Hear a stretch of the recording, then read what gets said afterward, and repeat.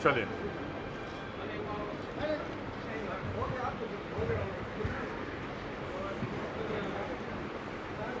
साथियों, Bihar first, Bihari first vision क्या है वो मैं आप लोगों की जानकारी में पहले दे दूं। इसके कुछ प्रमुख बिंदु ऐसे हैं जो मैं चाहता हूं कि आपकी जानकारी में हो और आप लोगों के माध्यम से मैं चाहता हूं कि जनता तक वो पहुंचे। इसमें पहले पन्ने पे जो इस विजन डॉक्यूमेंट का सारांश मैंने तैयार किया, मेरी क्या सोच है, मैं क्या सोचता हूं, पापा क्या सोचते थे बिहार को लेकर, ये तमाम बातें। और मुझे लगता है कि पापा का एक आखिरी लेख पापा ने बिहार के बारे में, मेरे बारे में, इसके आखिरी पन्ने पर अगर आप देखेंगे तो पापा क्या सोचते थे, उनकी क्या सोच थी, उन्हीं के हस्ताक्षर के साथ उसको भी हम लोगों ने यहाँ पर पॉइंट आउट किया। साथियों, इसके दो चार जो प्रमुख बिंदु हैं उसको मैं बताता हूँ। जहाँ इसकी शुरुआत मैंने इस लाइन से की है कि मेरा बिहार मेरा अभिमान रहा है, जिसकी पहचान सदियों से रही है, और ये हम सब का अभिमान रहा है। बिहार पे देश गौरव करता था। हम लोग प्राचीन काल में जब कुछ प्रमुख यूनिवर्सिटीज़ का जब जिक्र होता था, पुराने ज़माने में जब तक्षशिला की बात होती थी, तो वहीं बिहार पे हम लोग नालंदा यूनिवर्सिटी पर हम लोग गर्व करते थे। पढ़ा लिखा हमारा प्रदेश, सबसे ज़्यादा IAS IPS ऑफिसर्स देने वाला हमारा प्रदेश, एक ऐसा समय जहाँ देश विदेश से लोग नालंदा यूनिवर्सिटी आते थे पढ़ने के लिए। और वहीं आज आप देखिए शिक्षा की क्या स्थिति हो गई है, किस तरीके से यहाँ पर शिक्षा हर बीतते दिन के साथ बदहाल परिस्थिति में है। मेरे लिए भैया ये आज की भी तारीख में चिंता का कारण है कि क्यों सिर्फ हम बिहारियों को ही दूसरे प्रदेश जाना पड़ता है। कोरोना में अगर आप देखें, लॉकडाउन के समय आप देखें जिस तरीके से कोटा में बच्चे परेशान हो रहे थे, उनकी चिंताएं थी, घर वापस आना चाहते थे, पर मेरी चिंता थी कि आज भी क्यों मेरे बच्चों को कोटा जाना पड़ता है पढ़ाई के लिए, क्यों इस तरीके की व्यवस्था हम लोग पटना में नहीं करते। आप कोटा का अगर आप देखें, वहाँ पे पढ़ने वाला बिहारी, पढ़ाने वाला बिहारी, अधिकांश शैक्षिक संस्थानों के जो मालिक हैं वो बिहारी, पर व्यवस्था राजस्थानी। क्यों ये व्यवस्था हम लोग बिहार में नहीं दे सकते? क्यों इस तरीके के एजुकेशनल हब हम लोग बिहार में नहीं बना सकते? आप शिक्षकों की हालत देखिए यहाँ पे किस बदहाल परिस्थिति में है। और हाल फिलहाल के दिनों में हम लोगों ने जिस तरीके से देखा, शिक्षकों का आक्रोश सड़क पर आया हुआ था। भाई शिक्षकों को हम लोगों ने भगवान से बढ़कर दर्जा दिया, गुरु को भगवान से ऊपर का दर्जा दिया गया है। सबसे पहले अगर भगवान और शिक्षक सामने हो, आप भगवान का, आप गुरु के, अपने शिक्षक के आप चरण आप छूते हैं, वही आपकी नींव तैयार करते हैं, वही आने वाले समय का भविष्य, बिहार का भविष्य, युवाओं का भविष्य की वो नींव रखते हैं। और आज वही शिक्षक मुख्यमंत्री जी के कार्यकाल में लाठी खाते हैं, सड़क पर धरना करते हैं, और उसके बाद उनकी सुनवाई सुनने वाला कोई नहीं। और उनकी मांग क्या? जायज़ मांग कि भैया समान कार्य के लिए समान वेतन हम लोग को मिलना चाहिए। कौन इस बात को गलत कह सकता है? अगर दो व्यक्ति हैं, एक ही तरीके का काम कर रहे हैं, तो एक की तनख्वाह आप दुगनी से तिगुनी करोगे और दूसरे की सैलरी आधे से भी कम रखेंगे। ये कहाँ का न्याय है? ये किस तरीके की सोच है? और उसके बाद जब वो अपने हकों के लिए वो लड़ते हैं तो आप उनके ऊपर लाठियाँ चलाते हैं, आप उनको अपमानित करते हैं, आप उनको बेइज्जत करते हैं। तो ये शिक्षा को लेकर जब तक हम लोग यहाँ की सिस्टम को नहीं बदलेंगे, बेहतर शिक्षा प्रणाली को हम लोग लागू नहीं करेंगे, ज़्यादा से ज़्यादा मेडिकल कॉलेज, ज़्यादा से ज़्यादा इंजीनियरिंग कॉलेज और ये तमाम तरीके की व्यवस्था, आप लोग जब इस विजन डॉक्यूमेंट को पढ़ेंगे, शिक्षा के क्षेत्र में हम लोगों ने तमाम तरीकों के इन प्रावधानों का हम लोगों ने जिक्र किया है कि कैसे हर दो एक ज़िले पे हम लोग मेडिकल कॉलेज खोलना चाहते हैं, इंजीनियरिंग कॉलेज खोलने की हम लोगों ने व्यवस्था की है। और मैं खुद पढ़े लिखे परिवार से आता हूँ, पढ़ा लिखा 21वीं सदी का लड़का हूँ, और मैं जानता हूँ कि शिक्षा का महत्व क्या है। जब तक हमारा प्रदेश बढ़ेगा नहीं, ये मूल इसके आधार में है शिक्षा। जब तक आप पढ़ेंगे नहीं, आप जागरूक नहीं होंगे, आप जागरूक नहीं होंगे, आप अपने अधिकारों को नहीं जानेंगे। अधिकारों को जानना ज़रूरी है, अधिकारों के लिए लड़ना ज़रूरी है, जो शिक्षा आपको देगी। तो इन तमाम चीज़ों का जिक्र हम लोगों ने किया है कि किस तरीके से शिक्षा ज़रूरी है। वही अगर आप स्वास्थ्य की अगर आप बात करें, स्वास्थ्य के क्षेत्र में जिस तरीके से आज के हालात है, आप किसी भी प्राथमिक स्वास्थ्य केंद्र चले जाइए, किस जर्जर हालत में है हमारे वहाँ के अस्पताल। और अस्पताल तो दूर की बात, वहाँ पर आपको डॉक्टर ही नहीं मिलेंगे। रात बेरात आप सब लोग गवाह हैं, आप लोग के परिवार का कोई ना कोई सदस्य बिहार के किसी न किसी प्रखंड के, किसी न किसी पंचायत के, किसी न किसी गांव में आज भी होगा, और आप सब लोग इससे वाकिफ होंगे। रात बेरात अगर किसी को तकलीफ आ जाए, किसी को कोई कठिनाई आ जाए, तो उसके पास कोई जगह नहीं होती जाने की। सरकारी अस्पतालों में, अधिकांश अस्पतालों में डॉक्टर ही उपलब्ध नहीं होते। क्यों नहीं होते, ये प्रश्न उठना चाहिए। सैंक्शन पोस्ट होती हैं डॉक्टर्स की, सैंक्शन पोस्ट, जिसके लिए बजट पहले से अधिकृत होता है, बजट उसके लिए एलोकेट होता है और उसके बाद वहाँ पे डॉक्टर्स नहीं होते हैं। महिला चिकित्सकों की ना के बराबर उपलब्धि होती है, अवेलेबल होते हैं। किसी भी प्रखंड में आप चले जाइए, ब्लॉक स्तर पर आप चले जाइए, महिला डॉक्टर्स नहीं होती। जो प्रेग्नेंट लेडी होती हैं, प्रसव के दौरान उनको कितनी पीड़ा से गुजरना पड़ता है, कोई लेडी डॉक्टर के ना होने की वजह से या उनके प्राथमिक स्वास्थ्य केंद्र में वहाँ पर वो फैसिलिटी नहीं होने के कारण। आप लोग को जानकर ताज्जुब होगा, आश्चर्य होगा कि कई ऐसे प्राथमिक स्वास्थ्य केंद्र हैं जहाँ पर बीपी तक को जांचने की मशीन नहीं है, उसके लिए आपके पास उपकरण मौजूद नहीं है। क्यों हालात हैं हमारे प्रदेश के ऐसे, ये सवाल उठने चाहिए। और अगले 20 दिन मैं चाहता हूं कि आप लोगों के माध्यम से ये सवाल हर बिहारी पूछे, हर बिहारी अपने जनप्रतिनिधियों से पूछे कि क्यों हमारा प्रदेश अभी तक विकसित नहीं हुआ। हर बिहारी इस सवाल को पूछे कि भैया पिछले 5 साल में आपने क्या किया। हमारे मुख्यमंत्री फरेब का जाल बुनना चाहते हैं, जब वो 15 साल बनाम 15 साल की बात करते हैं। भैया उनके 15 साल खराब थे, इसीलिए वो पिछले 15 साल से वो सरकार में नहीं है। पर आज जवाबदेही आपकी बनती है, इस 15 साल आप हैं सरकार में। 15 साल कम समय नहीं होता है साथियों। 15 साल में कोई अगर उस वक्त 2, 3, 4 साल का लड़का होगा, आज वो पहली बार अपना वोट करने जा रहा होगा, पहली बार उसको मतदान का हक मिल रहा होगा, मतदान करेगा, मत प्रयोग करेगा अपना। और वो जो 15 साल का जो लड़का जो इन 15 सालों में 18 साल का हुआ है, उस लड़के ने सिर्फ आपके 15 साल देखे। उसको नहीं पता भैया कि जिसको आप जंगल राज कहते हैं, जिसको आप कोसते नहीं थकते, पर 2015 में फिर भी आप उन्हीं के साथ जाकर सरकार बनाते हैं। पर उस लड़के को वो पिछले 15 साल नहीं पता, उसने देखे तो सिर्फ आपके 15 साल देखे। आप बताइए कि आपने इन 15 सालों में क्या किया, और जब ये निर्णायक 5 साल आए उसमें बताइए कि खास तौर पर आपने क्या किया। मैं चाहूँगा कि आप तमाम पत्रकार साथी, मीडिया के साथी जाएं और मुख्यमंत्री जी से सवाल करें, क्योंकि मेरे पास जवाब नहीं है। आप पूछ कर बताएं उनसे कि पिछले 5 साल की आपकी उपलब्धि क्या है। भूल जाइए 15 साल में आपने क्या किया। आप क्या गिनाते हैं? साइकिल योजना की हमने शुरुआत की। भैया कब किए थे आप साइकिल योजना की शुरुआत? इन 5 सालों का जिक्र कीजिए ना कि इन 5 सालों में आपने क्या किया। सड़क की बात करेंगे, बिजली की बात करेंगे, सारी प्रधानमंत्री जी की योजनाओं को गिनाएंगे। आप अपनी योजना बताइए ना। सड़क आपने दी, बिजली आपने दी। बिजली की योजना दीनदयाल उपाध्याय विद्युतीकरण योजना के तहत गांव-गांव तक बिजली पहुंची। सौभाग्य योजना के तहत हर घर तक बिजली पहुंचाने का काम केंद्र सरकार कर रही है। और उसके बाद आप श्रेय लेते हैं कि भैया बिजली पहुंचाई आपने। केंद्र सरकार, ये वही केंद्र सरकार, ये वही प्रधानमंत्री जिनका आप हाथ छटक कर आप अलग चले गए थे अपने महत्वाकांक्षाओं के लिए। इन्हीं प्रधानमंत्री के सामने विपक्ष का नेता बनना चाहते थे, मुख्यमंत्री प्रधानमंत्री का दावेदार आप 2014 में बनना चाहते थे। इन्हीं को निमंत्रण देकर आपने इनके हाथ से थाली छीनी और आज इन्हीं की योजनाओं को गिना रहे हैं। पर अगर कोई कहता है कि आप प्रधानमंत्री जी की कृपा से आप मुख्यमंत्री बने हुए हैं, तो इनको तकलीफ होती है कि भैया क्यों। जिन प्रधानमंत्री को वो देखना नहीं चाहते थे, आज अपने सत्ता के लालच में उनके साथ हर मंच वो साझा करने के लिए तैयार है। क्यों? क्योंकि उनको पता है कि आपके पिछले 5 साल की कोई उपलब्धि नहीं है। अगर आप मुख्यमंत्री बन सकते हैं तो सिर्फ मौजूदा प्रधानमंत्री के पिछले 6 साढ़े 6 साल के कार्यकाल को गिनाकर ही आप पुनः सत्ता में वापस आ सकते हैं। और यही मुख्यमंत्री करने का प्रयास कर रहे हैं। उन्हीं के ही कार्यों को आप कर दिखाने का कार्य कर, उन्हीं के कार्यों को आप गिनाने का काम कर रहे हैं। इस लॉकडाउन में आप मुझे बताइए क्या किया आपने हमारे प्रदेश के लिए। लॉकडाउन में जो माइग्रेंट, जो मजदूरों की हालत हुई, हमारे प्रवासी मजदूरों की, किस बदहाल परिस्थिति में हमारे बिहारी साथी अपने प्रदेश आए हैं। सैकड़ों किलोमीटर की यात्रा पैदल कर वो हमारे प्रदेश पहुंचे। आपने उनको गाड़ी तक उपलब्ध नहीं कराई। दुहाई दी आपने कि भैया लॉकडाउन है, दुहाई दी आपने कि यहाँ पर संसाधनों की कमी है। अरे भैया संसाधन की कमी है तो संसाधन बढ़े हमारे प्रदेश का, उसके लिए आपने क्या किया। राजस्व बढ़े, रेवेन्यू बढ़े हमारे प्रदेश का, उसके लिए आपने क्या किया। क्या संसाधन इतने आपके कमजोर थे कि सैकड़ों की तादाद में जो लोग आ रहे थे उनके लिए कुछ सैकड़ों बसेस की आप उपलब्धि नहीं करा सकते थे। उत्तर प्रदेश में योगी आदित्यनाथ जी ने करके दिखाया कि नहीं करके दिखाया। और आप निरंतर दुहाई किस बात की दे रहे थे कि हमारे पास संसाधन नहीं है, लॉकडाउन है, किसी भी बिहारी को बिहार की सीमा में नहीं घुसने दिया जाएगा। शर्मनाक बयान मुख्यमंत्री का, शर्मनाक बयान। और उसके बाद भावुक होकर मुख्यमंत्री क्या बोलते हैं कि अरे उन्हें हम प्रवासी नहीं बुलाते, उन्हें हम प्रवासी नहीं मानते। अरे आपके मानने नहीं मानने से क्या होगा मुख्यमंत्री जी, प्रवासी हैं वो।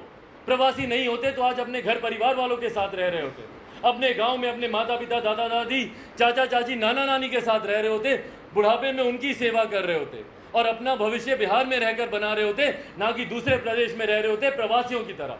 और बोलते हैं कि हम उनको प्रवासी नहीं मानते। आपके मानने से क्या होगा? प्रवासियों की जिंदगी जी रहे हैं वो। दूसरे प्रदेशों में कभी आपने सोचा कि किस बदहाल स्थिति में हमारे बिहारी रह रहे हैं?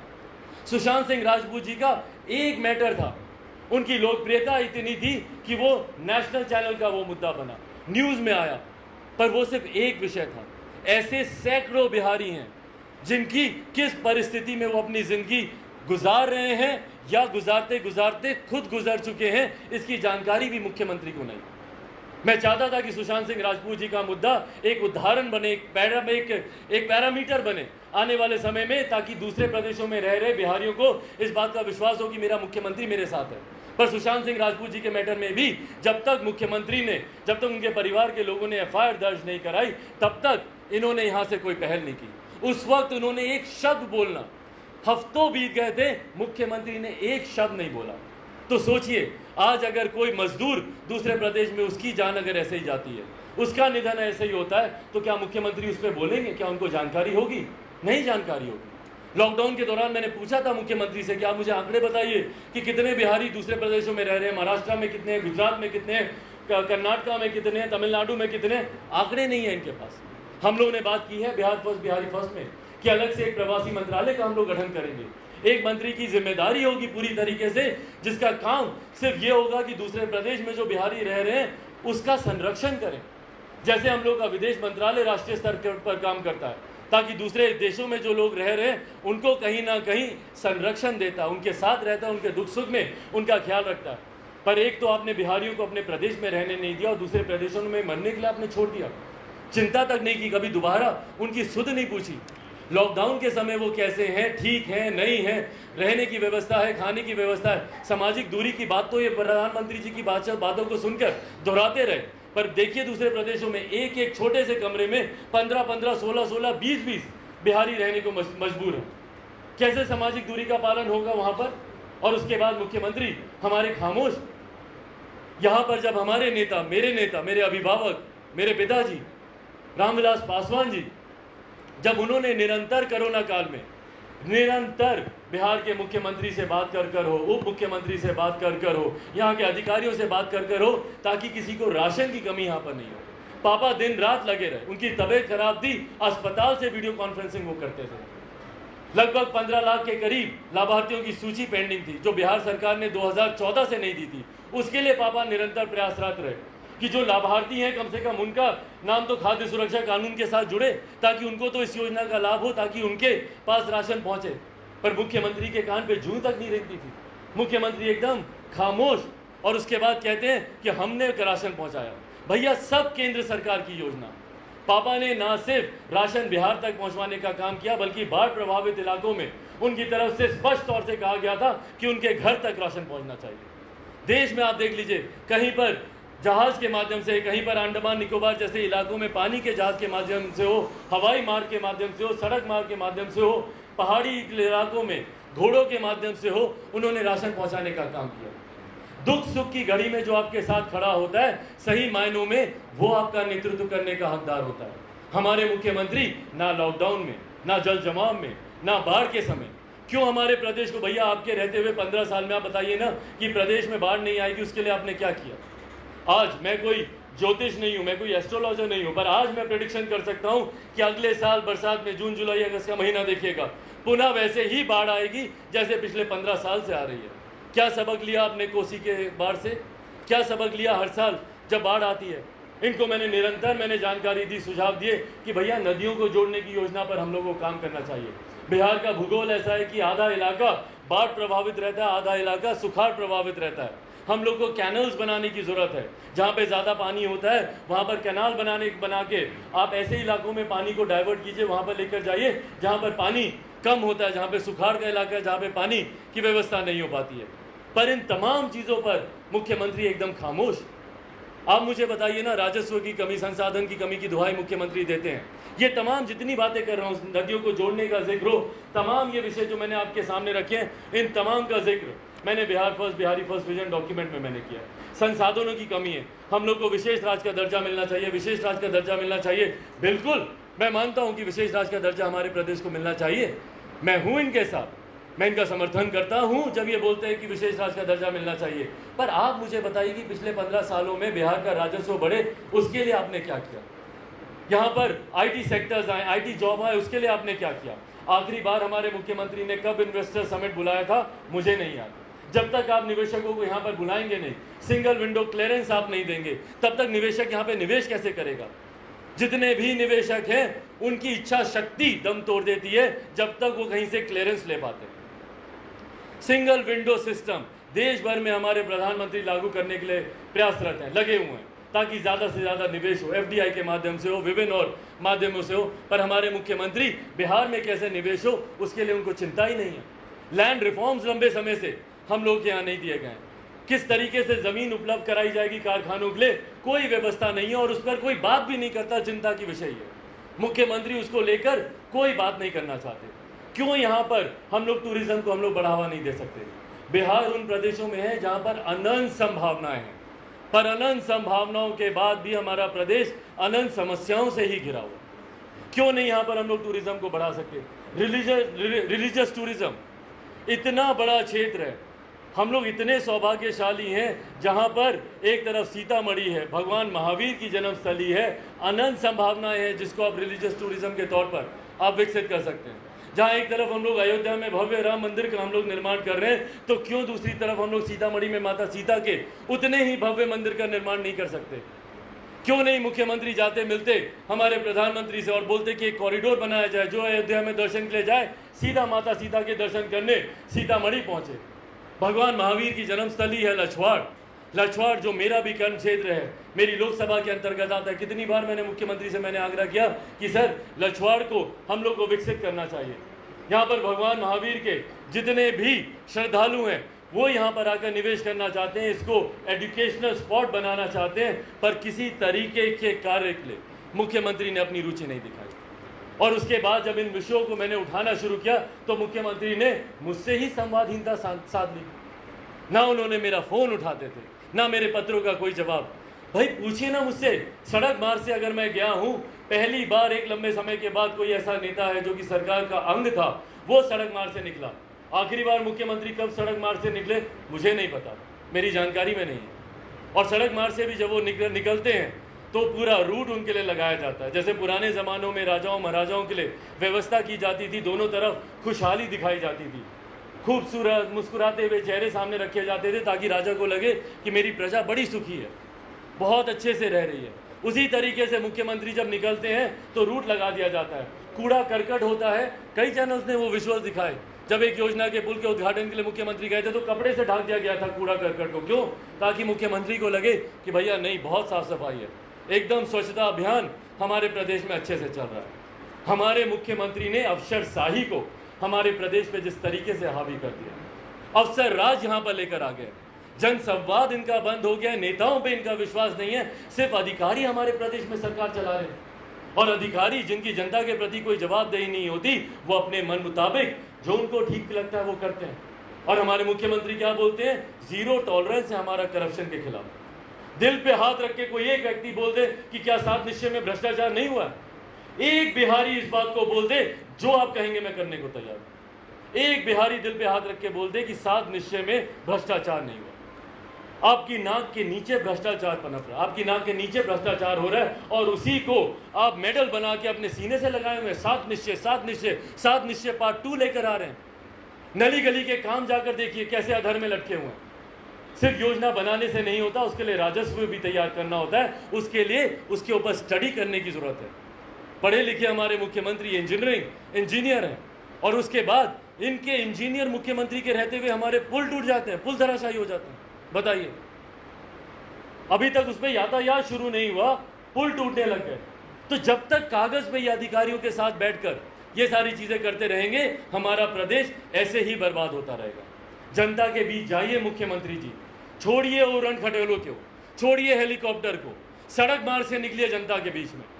आज मैं आपको कह रहा हूं कि चिराग पासवान सड़क मार्ग से जा रहा है, मेरी पार्टी के तमाम बाकी के नेता हेलीकॉप्टर से जाएंगे, प्रचार करेंगे। समय कम है, इसीलिए हम लोग को प्रैक्टिकल होकर भी काम करने की जरूरत है। प्रचार में समय कम है, मेरे तमाम नेता जाएंगे हेलीकॉप्टर से, पर चिराग पासवान सड़क मार्ग से जाएगा। और मैं चाहता हूं कि मेरे मुख्यमंत्री एक बार तो निकले सड़क मार्ग से, बिना रूट लगाए हुए जनता के बीच जाएं। बोलते हैं कि भैया पटना के किसी भी कोने से, एक कोने से दूसरे कोने में 4 घंटे में, 4.5 घंटे में पहुंच जाएंगे। भाई आप जाके दिखाइए, यहाँ से गोपालगंज जाके दिखाइए, यहाँ से सीमांचल के इलाके में सड़क की हालत देखिए कैसी है, जिसको आप गिना रहे हैं आप जाकर देखिए। एक दिन में भी अगर आप पहुंच गए तो जो आप कहेंगे मैं हारने को तैयार। इस बदहाल स्थिति में आप हमारे प्रदेश को ले आए हैं और उसके बाद आप कहते हैं कि भैया हमने तो इतना विकास किया। कुछ लोगों को विकास दिखता ही नहीं है, कुछ लोग तो जानता ही नहीं है, कुछ लोग तो पढ़ता ही नहीं है।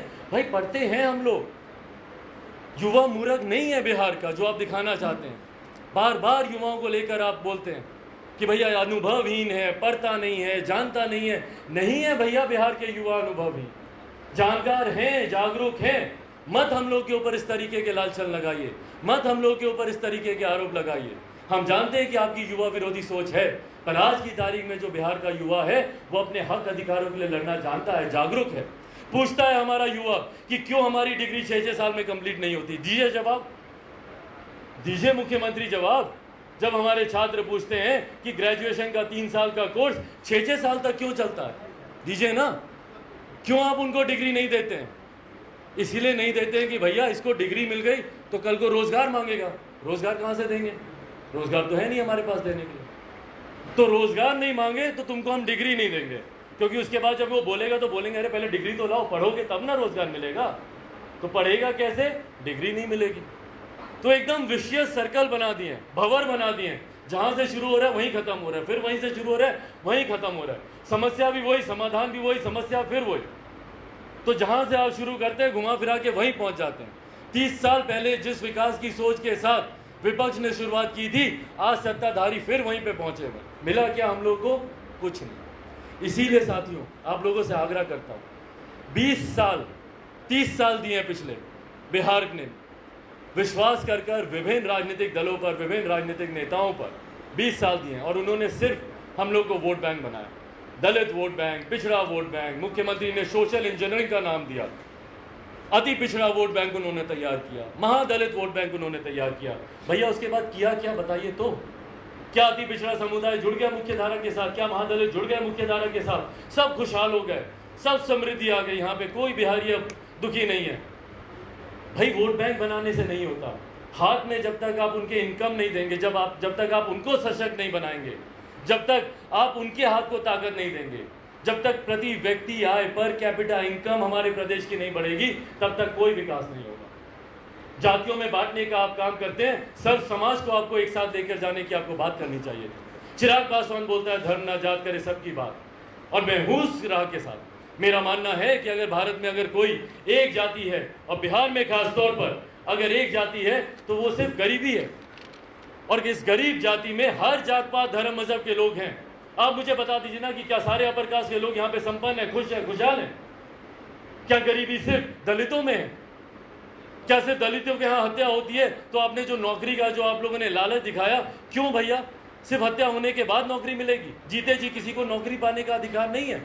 और क्या मुख्यमंत्री जब बोलते हैं कि हत्या होगी, क्या इससे अपराध को बढ़ावा नहीं मिलेगा? किस तरीके से घटना घटी बक्सर में, दीजिए उसका जिम्मेदार कौन है? गृह मंत्री है ना मुख्यमंत्री होने के साथ साथ हमारे प्रदेश के। कौन जिम्मेदारी ले रहा है? कौन सा ऐसा दिन है जब हमारे प्रदेश में आपराधिक घटनाएं नेशनल चैनल्स की सुर्खियां नहीं बनती? जितने नेशनल चैनल्स के यहाँ पे आईडी पड़े, आप मुझे बताइए कि कौन से बीते दिन है जब नेशनल चैनल में सुर्खियां नहीं बना बिहार का अपराध? बिहार की छवि खराब कर दी आपने। और बिहारी अस्मिता की लड़ाई है मेरी। भैया बिहारी शब्द को आपने गाली बना दिया। मैं दिल्ली में रहा हूं, बंबई में मैंने काम किया, पर आज तक मैंने कभी नहीं सुना कि कोई बंबई का लड़का बिहार आता हो शिक्षा के लिए, या कोई दिल्ली का लड़का बिहार जाता हो रोजगार के लिए। क्यों सिर्फ हम बिहारियों को ही दूसरे प्रदेश जाना पड़ता है शिक्षा के लिए, रोजगार के लिए? और वहां जाकर हम पर लाठियां चलाई जाती है, हमें गालियां दी जाती हैं, और मुख्यमंत्री मौन धारण कर बैठे रहते हैं। भाई एक शब्द तो बोलिए बिहारियों के बारे में जो दूसरे प्रदेशों में रहते हैं। वहां पर उनको गाली देने के लिए बिहारी शब्द बोल दिया जाता है। ए बिहारी कहाँ जा रहा है? बिहारी, ए बिहारी। अरे भैया बिहारी मेरा सम्मान है और आपने उसको गाली बना दिया। मुख्यमंत्री क्या बोलते हैं? बिहारवासी, बिहारवासी। क्यों? क्योंकि बिहारी, इनको पता है कि शब्द को गाली बनाए। भाई बोलिए ना कि हम बिहारी हैं। मैं घर से हर मन से बोलता हूं मैं बिहारी हूं। किसी पंजाब के आदमी को तो मैंने नहीं देखा कि उसको अपने आप को पंजाबी बुलाने में उसको तकलीफ होती हो। या महाराष्ट्र के लोग तो घर से बोलते हैं कि भैया हम मराठी हैं। बंगाल के लोग बोलते हैं हम बंगाली हैं। पर बिहार के लोगों का नाम आता है बिहारवासी। क्यों? क्योंकि बिहारी शब्द नहीं बोलेंगे। आप मेरे सारे सोशल मीडिया के प्लेटफॉर्म देख लीजिए, मेरे ट्विटर हैंडल, हर एक जगह मैंने अपने नाम के सामने युवा बिहारी जोड़ा। मेरे ट्वीट देख लीजिए। मुझे ताज्जुब हुआ जब मैं ओपन लेटर्स जब मैंने लिखने शुरू किए, जब मैंने ट्वीट्स में जब मैंने बिहारी लिखना शुरू किया, मेरे कार्यालय के कुछ साथियों ने आके कहा कि भैया बिहारी नहीं, बिहार वासियों के लिए हम लोग ये योजना लाए, ऐसा लिख देते हैं। क्यों भैया? क्यों बिहारी नाम हम नहीं बोलेंगे? क्यों बिहारी शब्द का हम इस्तेमाल नहीं करेंगे? इसी की ही लड़ाई है मेरी, बिहारी अस्मिता की लड़ाई, बिहार के खोए हुए गौरव की लड़ाई। मैं चाहता हूं कि देश के किसी भी कोने में, दुनिया के किसी भी कोने में गर्व से जाके हर बिहारी बोले कि मैं बिहारी हूं। पर वो तभी होगा जब नेशनल चैनल में बिहार का अपराध सुर्खियां नहीं बने, जब नेशनल चैनल में बिहार के टूटते हुए पुल, बिहार का धराशायी होता हुआ इंफ्रास्ट्रक्चर सुर्खियां नहीं बने, यहाँ के विकास के कार्य जब तक सुर्खियां नहीं बनेंगे, यहाँ के विकास के नए नए मापदंड जब तक सुर्खियां नहीं बनेंगे, बिहार को दूसरे प्रदेश सम्मान की नज़र से नहीं देखेंगे। और वो खोए हुए सम्मान को वापस लाना मेरी प्राथमिकता। इसीलिए साथियों, आज आप लोगों से मैं आग्रह करने आया हूं, और ये जो विजन डॉक्यूमेंट मैंने आप लोगों को समर्पित किया है, इसमें हर बिंदु पर मैंने चर्चा की है। स्वास्थ्य मैंने आपको बताया। पूछिए ना कि क्यों इन्हीं के नेताओं, इनके मंत्रियों को दिल्ली जाना पड़ता है भैया इलाज के लिए। आपके माध्यम से सबसे पहले मैं श्रद्धांजलि देता हूं जिस तरीके से मंत्री विनोद जी का दिल्ली में निधन हुआ, मेरी तरफ से, लोक जनशक्ति पार्टी की तरफ से उनको श्रद्धांजलि, उनको संवेदना है। पर क्यों अपने आखिर के दिनों में दिल्ली की मैदानता में वो अपना इलाज करा रहे थे? क्यों रघुवंश बाबू दिल्ली के आखिरी के दिनों में दिल्ली में एम्स में अपना इलाज करा रहे थे? क्यों ये व्यवस्था बिहार में नहीं है? कोरोना में आप सबके पास नाम होंगे, बताइए कितने लोग हैं जो कोरोना में अपना इलाज कराने, मुख्यमंत्री के विधायक, मुख्यमंत्री के विधान पार्षद, मुख्यमंत्री के नेता, उनके पार्टी के कार्यकर्ता जब जब बीमार पड़े कोरोना में दिल्ली का इलाज कराने क्यों गए भैया दिल्ली? क्यों ये व्यवस्था हमारे प्रदेश में नहीं है? इन सवालों का पहले जवाब दे मुख्यमंत्री। हम तो सिर्फ सेवा करना जानते हैं, हम तो सिर्फ सेवक हैं, हमारा तो लक्ष्य ही बिहार का विकास करना है। भाई बोलने से नहीं ना होगा मुख्यमंत्री जी, करके आपको दिखाना होगा। दिखाएं हमारे मुख्यमंत्री, जो विकास किया आप नारे लगाते नहीं थकते, कहाँ किया? दूसरे पन्ने पर हम लोगों ने शिक्षा की बात की, शिक्षा की जानकारी मैंने आप लोगों को दी। उद्योग के बारे में मैंने आपको बताया कि किस तरीके से यहाँ पर हम लोग को उद्योग लगाने की जरूरत है। रोजगार पलायन के बारे में मैंने आप लोगों को बताया कि किस तरीके से रोजगार के लिए लोगों का पलायन होता है और कैसे सिंगल विंडो क्लियरेंस देकर हम लोग यहाँ पे रोजगार उपलब्ध करा सकते हैं। नारी सशक्तिकरण, भैया शराबबंदी एक बात कर मुख्यमंत्री सोचते हैं कि हमने भैया नारी को सशक्त कर दिया। भाई शराबबंदी से नारी कैसे सशक्त हो गई? घरेलू हिंसा शायद घटी होगी, मैं मानता हूं, बट उनके सशक्तिकरण के लिए हम लोगों ने 50% का हम लोगों ने उनको पंचायत स्तर पर आरक्षण दे दिया, उनको हम आगे लाकर दे रहे हैं। भाई नारी उत्पीड़न के लिए आप बताइए ना आपने क्या किया? बिहार में महिलाओं को सुरक्षा मिले उसके लिए आपने क्या किया? आप चले जाइए बिहार के किसी भी जिले में, जिला मुख्यालय को छोड़कर आप मुझे बताइए कि बिहार के कौन से जिले में प्रखंड स्तर पर महिला पुलिसकर्मी उपलब्ध है? भाई महिलाएं नहीं कंफर्टेबल होती हैं, वो नहीं अपने आप को सहज महसूस करती है, उनके साथ कोई उत्पीड़न होता है, कोई घटना घटती है तो पुरुष पुलिसकर्मी के पास जाए।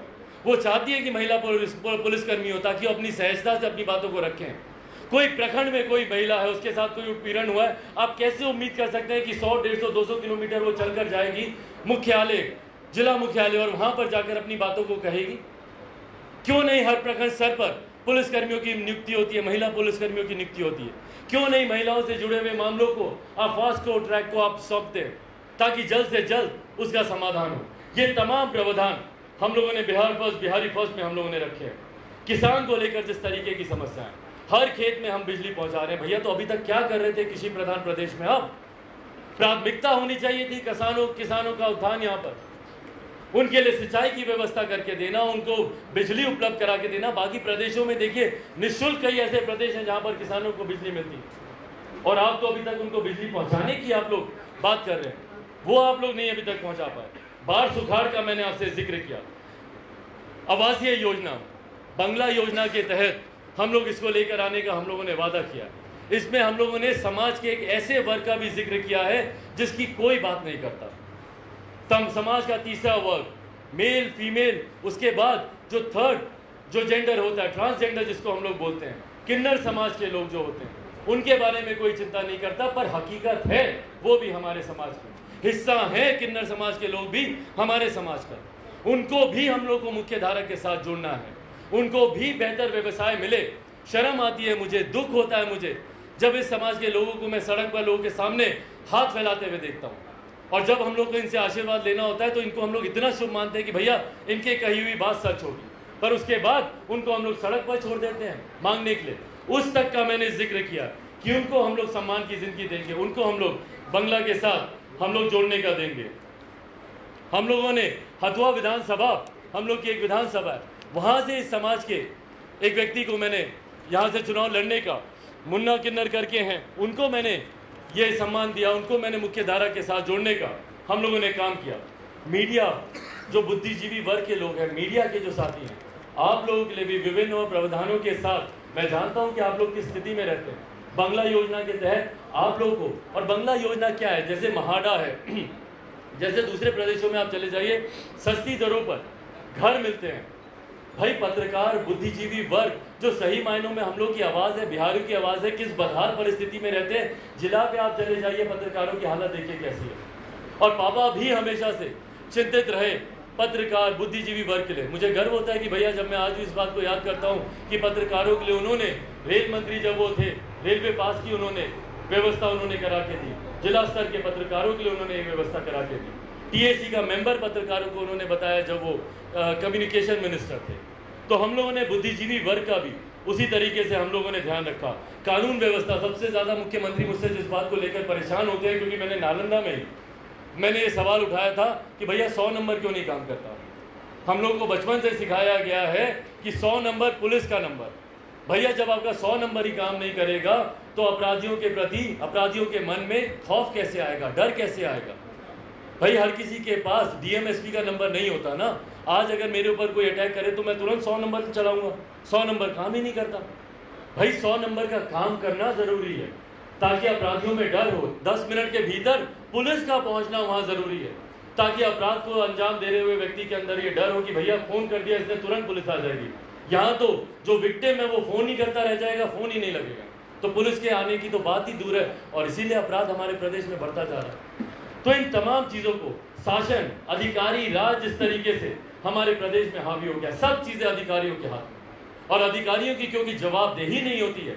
5 साल के बाद नेताओं को जाना होता है, अधिकारियों को नहीं। एक बार आप अधिकारी बन गए भैया, 50 साल उसके बाद आपको पेंशन मिलेगी, वो अलग। इसीलिए अधिकारी काम करें नहीं करें उनकी कोई जवाबदेही नहीं है। इसीलिए अधिकारियों को भी जवाबदेह बनाना जरूरी है। भाई लोक जनशक्ति पार्टी जब सरकार में हम लोग आएंगे, हर उस अधिकारी से जवाब मांगा जाएगा जिन्होंने अपने रहते हुए अपने क्षेत्र का विकास नहीं किया, जिन्होंने केंद्र या राज्य सरकार की योजनाओं को धरातल पर नहीं पहुंचा पाए। हर उस अधिकारी से जवाब मांगा जाएगा। शासन को लेकर हम लोगों ने इन बिंदुओं की चर्चा की। वही साहित्य, सांस्कृतिक, युवा के खेल के क्षेत्र से जो लोग जुड़े हुए हैं, कितने युवा हैं जो पढ़ाई लिखाई से हटकर खेल कूद में अपनी दिलचस्पी रखते हैं। भैया क्यों बिहार में वर्ल्ड क्लास स्टेडियम नहीं आ सकता? जमीन की कमी है क्या यहाँ पर? क्यों हम लोग एक अच्छा स्टेडियम हम लोग यहाँ पर तैयार करके नहीं दे सकते? वर्ल्ड क्लास इंफ्रास्ट्रक्चर के साथ जब देश के बाकी कोनों में अगर स्टेडियम्स बन रहे हैं, यहाँ क्यों नहीं बन रहे? पर्यटन, परिवहन के बारे में मैंने आपको बताया कि रिलीजियस टूरिज्म के साथ किस तरीके से हम लोग इसको जोड़ सकते हैं। अंत के पन्नों में मैंने पापा जी जो हमेशा कहते थे पापा कि मैं उस घर में दिया जलाने चला हूँ जहाँ सदियों से अंधेरा है। आज भी कई ऐसे घर हैं जिनको रोशन करना है। मुझे लगता है कहीं ना कहीं मौसम वैज्ञानिक हैं, कहा जाता है मौसम वैज्ञानिक, उनको उन्हीं का अंश, उन्हीं के संस्कार है मुझ में। शायद ये उनकी दूरदर्शिता ही थी कि वो जिस घर में दिया जलाना चाहते हैं, अपने बेटे का नाम ही उन्होंने बचपन में चिराग रखा। और मैं उस लक्ष्य के साथ निकला हूँ कि आज भी हर वो घर जो अंधेरे में है, उस घर को मैं रोशन करने निकला हूँ। पापा के उस सपने को मैं रोशन करने निकला हूँ। और आज ईमानदारी से मैं बताता हूँ, जो मैं कहता हूँ कि भैया वो लड़ रहे हैं बिहार पर राज करने के लिए, हम लड़ रहे हैं बिहार पर नाज करने के लिए। मेरी लड़ाई है बिहार पर नाज करने की। आप सब जानते हैं ईमानदारी से, मैं जिस गठबंधन के साथ था, एनडीए के साथ था, उस गठबंधन में अगर मैं रहता तो जितनी सीटें हम लोग को लड़ने के लिए दी जाती, लोकसभा की तर्ज पर 100% स्ट्राइक रेट हम लोग का फिर रहता। जितनी सीटें लड़ते उतनी ही हम लोग शायद जीतते। इस सरकार में हम लोग का प्रतिनिधित्व भी शायद बेहतर होता पिछली बार के मुकाबले। रेड कारपेट बिछा हुआ था, पर संघर्ष का रास्ता मैंने खुद चुना। बिहार पे राज करना होता तो मौजूदा गठबंधन के साथ में जाता, पर बिहार पे नाज करने की मेरी लड़ाई है, इसीलिए मैं संघर्ष के रास्ते पर मैं निकला। और मेरा संघर्ष तब तक कायम रहेगा जब तक मैं बिहार का खोया हुआ अस्मिता, जब तक मैं बिहार का खोया हुआ सम्मान, जब तक मैं बिहार की खोए हुए गर्व को मैं वापस नहीं लेकर आऊँ। और इस लड़ाई में मैं आप सबका मैं साथ चाहता हूँ, आप सबका मैं सहयोग चाहता हूँ। मैं चाहता हूँ कि बिहारी अपने 20 दिन मुझे दे दें, अगले 20 दिन सिर्फ बिहार की सोच रखें, विकास की सोच कर रखें, मूल्यांकन करें, आकलन करें, हर प्रत्याशी से पूछें कि भैया तुमने पिछले 5 साल क्या किया। जमुई के लोकसभा के चुनाव आप देख लीजिए, चिराग पासवान जब 2019 में गया, इसी तरीके की बुकलेट मैं छपा कर गया था। मेडिकल कॉलेज की बात हो, केंद्रीय विद्यालय खुलवाने की बात हो, लगभग 3000 करोड़ की रेलवे की परियोजनाओं की बात हो, FCI के गोदाम वहां पर खुलवाने की बात हो, कौन सी ऐसी चीज है जिसका मैंने जिक्र वहां पर नहीं किया हो और सिर्फ अपने विकास और विकास के कार्यों को लेकर मैं जनता के बीच गया।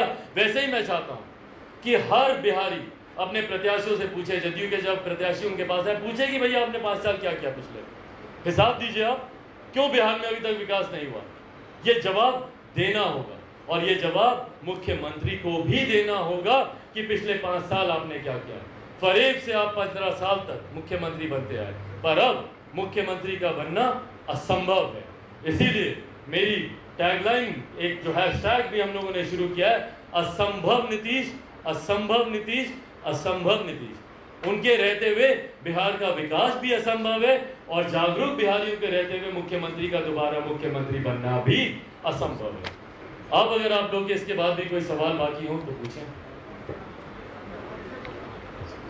मेरा सवाल आपसे ये है कि आखिर जब आप जैसे युवा लगातार बिहार की चर्चा विषयों को उठाते हैं तो वाइस नीतीश कुमार को इतना क्यों परेशानी हो जाती है जब वो बोलते हैं कि मैं सिर्फ बिहार की चिंता करता हूँ, मेरा कुछ लेना देना नहीं है, बस बिहारियों को, तो इतना विचलित क्यों? क्योंकि वो सुनते नहीं है ना मुख्यमंत्री। आप मुझे बताइए आखिरी बार मुख्यमंत्री ने सुना कब था? नहीं, मुझे बताइए, मैं जानना चाहता हूँ। नहीं, मुझसे सुना ही नहीं ना, बात ही नहीं की मुझसे। फोन सुनने के लिए रिसीवर ना उठाना पड़ेगा फोन का, आजकल चलिए मोबाइल है, मोबाइल का बटन आपको टिपना पड़ेगा तब सुनेंगे। आखिरी बार मुख्यमंत्री ने सुना कब? जनता से संवाद कब किया? हेलीकॉप्टर से उतरते हैं, मंच पर जाते हैं, अपना भाषण देते हैं और वापस आ जाते हैं। जनता में लोग इनको तख्ती दिखाते ही रह जाते हैं, बोलते ही रह जाते हैं कि हमको ये बताइए, हमको ये बताइए। मुख्यमंत्री अपनी बातों को समाप्त करते हैं। मैं कल की तस्वीरों की बात कर रहा हूँ। मुख्यमंत्री बुलाते हैं उस व्यक्ति को, पूछते हैं कि भैया क्या समस्या तुम्हारी। सुनते नहीं है मुख्यमंत्री, ना पत्रकारों के सवाल, ना विपक्ष के सवाल, ना हम जैसे युवाओं के सवाल। जो भी बात हम लोग उठा ले, कोई भी सवाल जवाब है। कुछ लोग तो जानता ही नहीं है, कुछ लोग तो पढ़ता ही नहीं है। भैया नहीं पढ़ते हम लोग, नहीं जानकार हैं। आप ही हमको बता दीजिए ना क्या किए 5 साल में। 10 लाख युवाओं को नौकरी देने की बात ने कहा, आपने जो आई नहीं उनके बारे में आपको लगातार पृथ्वी पर एक 10 लाख नौकरी आपके प्रेजेंट में युवाओं को काफी। भाई कुछ लोग हैं जो ये नैरेटिव सेट कर रहे हैं। आपने जिस तरीके से प्रश्न पूछा कि तेजस्वी के बारे में तो आपने कुछ कहा ही नहीं, उनके बारे में आपने बोला ही नहीं। आज सत्ता में कौन है मुझे बताइए ना। सवाल सत्ता से किया जाता है कि विपक्ष से किया जाता है? ताज्जुब होता है मुझे ऐसे प्रश्नों पर जब 15 साल कोई शासन करने के बाद बोलता है कि लालू जी ने अस्पताल क्यों नहीं बनाया। भाई आप मुझे बताइए ना, 15 साल से मुख्यमंत्री आप हैं, आपकी जवाबदेही बनती है कि आप बताइए कि आपने 15 साल में आपने क्यों नहीं अस्पताल बनाया। सवाल सत्ता से किए जाते हैं। आज इररेलीवेंट है मेरे लिए विपक्ष, कांग्रेस की बात हो, राजद की बात हो, इररेलीवेंट है क्योंकि 15 साल से ये लोग काम कर रहे हैं। जवाब इन लोगों को देना है। पर अगर कुछ लोग ये नैरेटिव सेट कर रहे हैं कि क्या बाद में महागठबंधन के साथ चिराग पासवान हाथ मिला लेंगे, तो आपके पूछने से पहले मैं इस प्रश्न का जवाब दे दूं कि लोक जनशक्ति पार्टी ने कभी भी पोस्ट पोल अलायंस नहीं किए।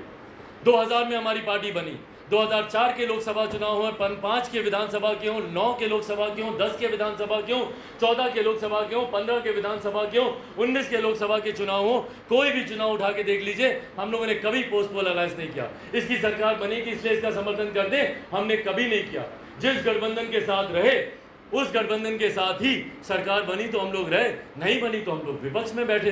आज भी मैं इस बात को बोलता हूं कि मैं हमारे प्रधानमंत्री जी की विकास की सोच के साथ जुड़ा हुआ हूं। तो महागठबंधन या राजग के साथ जाने की बात ही कहां से आती है?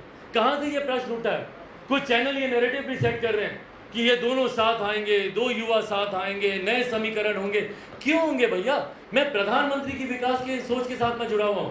हाँ, अगर किसी और को भी उनकी सोच के साथ जुड़ना है तो स्वागत है, आए प्रधानमंत्री की सोच के साथ जुड़े, विकास की राह पर आगे एक साथ मिलकर बिहार को जो भी लेकर जाना चाहता है लेकर जाए। बिहार फर्स्ट, बिहारी फर्स्ट के साथ जो जुड़ना चाहता है जुड़े, पर मैं किसी के साथ सरकार बनाने के लिए गठबंधन करूं नहीं।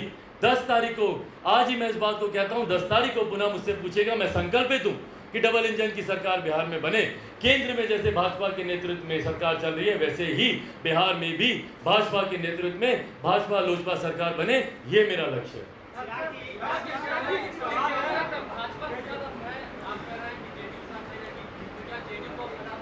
हाँ भाई, जेडीयू को मैं साइडलाइन नहीं कर रहा भाई, आप मेरे मुंह से ये शब्द मत बुलवाइए। मुख्यमंत्री इन्हीं बातों से मुझसे नाराज होते हैं।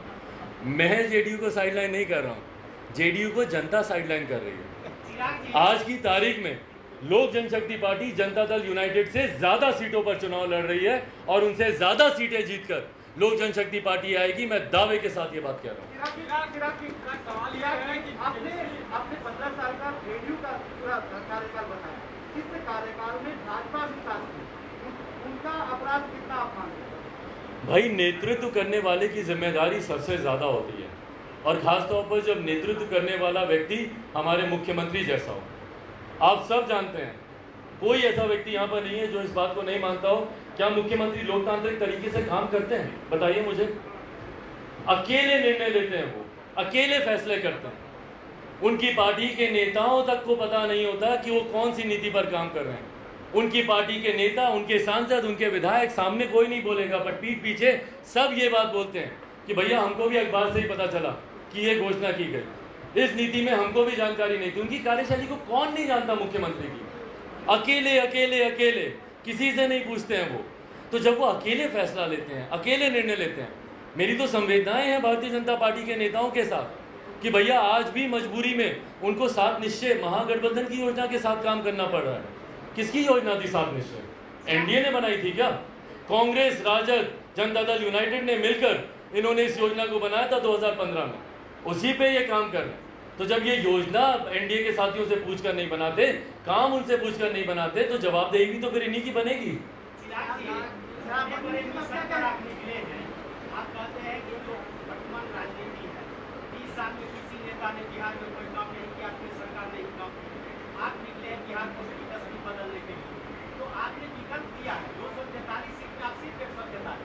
फिर बीजेपी का साथ क्यों? अकेले चिराग को नहीं 243 पर चुनाव लड़े, तो चिराग को कहना चाहिए कि एक बार मौका तुम हमको दो, बिहार की जनता, हम मुख्यमंत्री बना के दिखाओ, हम बिहार में। लेकिन क्यों 143?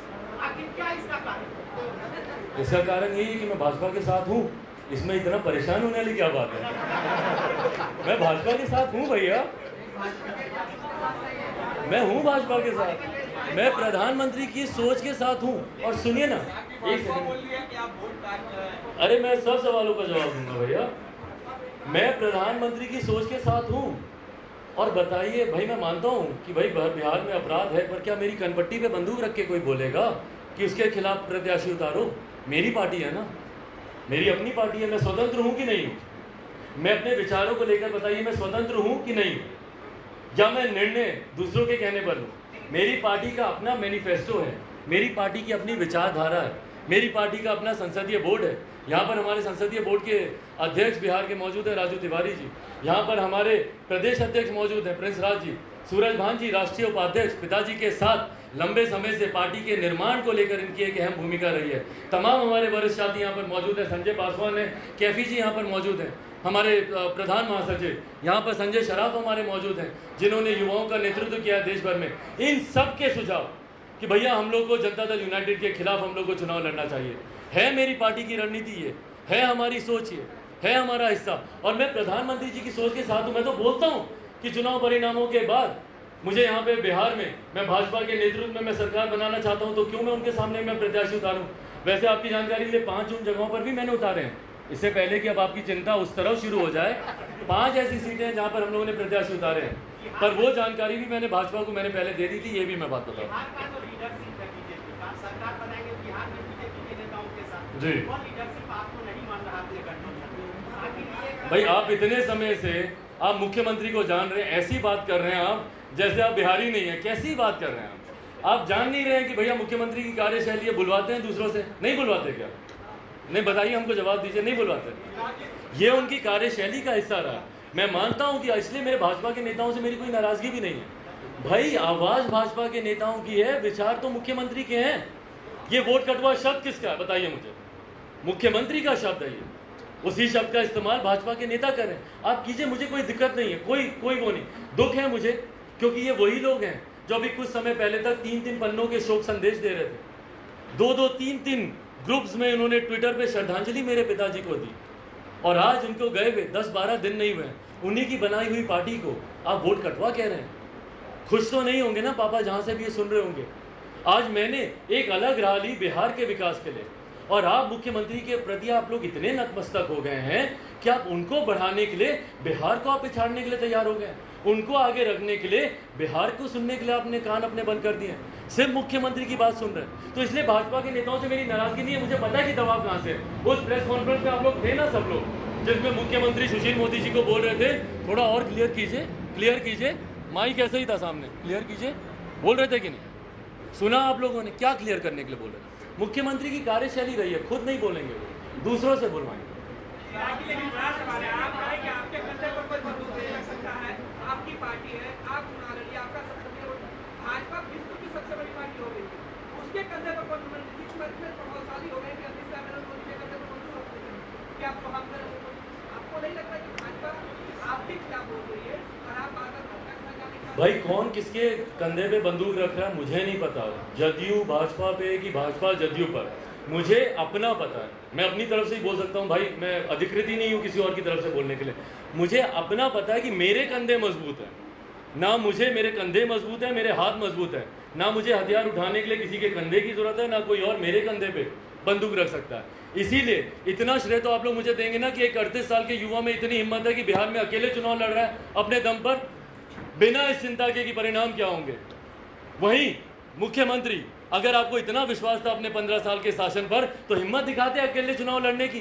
क्यों मुख्यमंत्री की कृपा से आप, प्रधानमंत्री की कृपा से आप मुख्यमंत्री बने हुए और चुनाव लड़े? मैं भाजपा को भी मैं कहूंगा कि भैया क्यों भारतीय जनता पार्टी, आपके पास प्रधानमंत्री जी जैसा इतना बड़ा नाम है, आपका संगठन इतना मजबूत है, आप इतने ताकतवर हैं और आपके प्रति विश्वास है लोगों का, आपको क्या जरूरत है जनता दल यूनाइटेड या मुख्यमंत्री के नाम की? क्यों आप उनके साथ जा रहे हैं? पर हाँ, सीखता भी हूँ मैं भाजपा से ये सारी चीज़ें।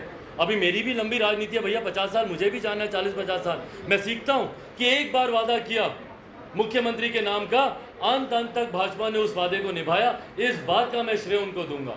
आज भले कितना आक्रोश हो मुख्यमंत्री के खिलाफ, कितनी लोकप्रियता उनकी समाप्त हो गई हो, पर भाजपा फिर भी उनके साथ खड़ी है।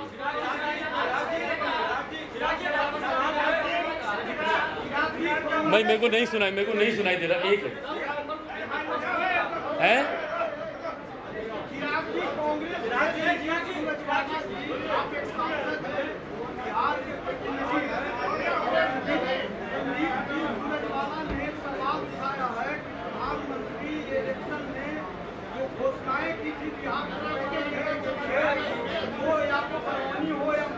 भाई मुझसे आप पूछिए ना, बिहार फर्स्ट बिहारी फर्स्ट, प्रधानमंत्री के साथ जो मन साझा कर रहे हैं, ये सवाल उनसे पूछिए। आज मैं अधिकृत नहीं हूँ इस सवाल का जवाब देने के लिए, वो अधिकृत हैं जो उनके साथ मन साझा कर रहे हैं।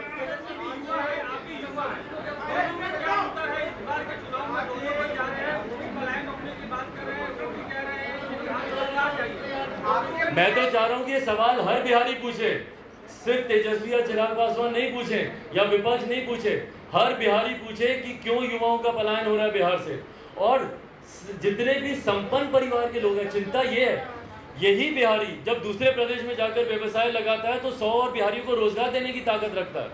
ऐसे संपन्न परिवार के, सक्षम परिवार के लोगों का भी पलायन हो रहा है। तो ये सवाल तो हर बिहारी को पूछना चाहिए, सिर्फ चिराग, तेजस्वी, विपक्ष इन्हीं लोगों को नहीं, सबको पूछना चाहिए।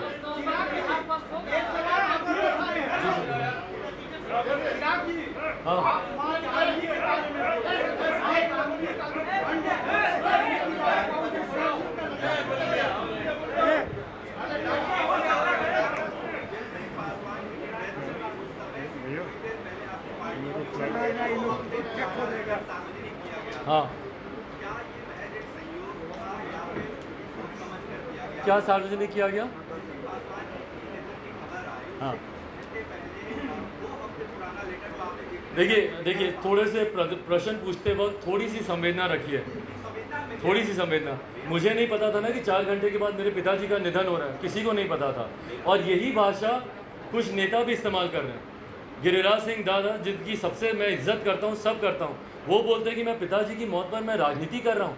आप लोग इतने नतमस्तक हो गए हैं मुख्यमंत्री को लेकर कि संवेदनाएं भूल गए हैं।